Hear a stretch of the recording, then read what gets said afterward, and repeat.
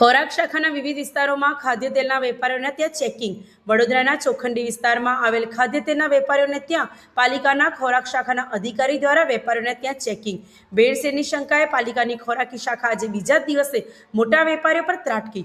પાલિકામાં મળેલી સંકલનની બેઠકમાં સિનિયર ધારાસભ્ય તેલ સહિતની ખાદ્ય ચીજવસ્તુઓમાં થતી ભેળસેળ સામે કાર્યવાહી કરવા સૂચન કર્યું હતું. સંકલનની બેઠક મળી હતી. સિનિયર ધારાસભ્ય પટેલે તેલમાં થતી ભેળસેળ અને વારંવાર એક જ વેપારી દ્વારા ભેળસેળ કરવામાં આવતું હોવાનું ખુલ્લું હોવા છતાં તેમની સામે કડક કાર્યવાહી થતી નથી એવી ફરિયાદ કરી હતી, જેના પગલે ખોરાક શાખાની ટીમે ચોખંડી વિસ્તારમાં આવેલી સાઈનાથ એન્ટરપ્રાઇઝમાં ચેકિંગની કામગીરી હાથ ધરી હતી. ચેકિંગ દરમિયાન આજે કરીને છૂટક તેલ વેચાણ નજરે જોવામાં આવ્યું. ચોખંડી વિસ્તારમાં આવેલ ખાદ્ય તેલના વેપારી પાસે સેન્ટ્રલ લાયસન્સ હોવાથી સેમ્પલ લેવામાં ન આવ્યું.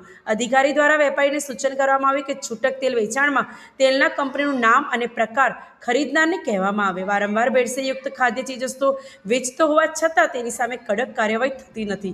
કમિશનરના સૂચન બાદ પાલિકાએ ભેળસેળયુક્ત ચીજવસ્તુઓ વેચતા વેપારીઓની ચિંતા સામે કડક કાર્યવાહી કરવાનું મન બતાવ્યું છે. તહેવારોમાં લેવાતા નમૂનાને ચકાસણી માટે મોકલતા 15 દિવસ બાદ તેનો રિપોર્ટ આવે છે.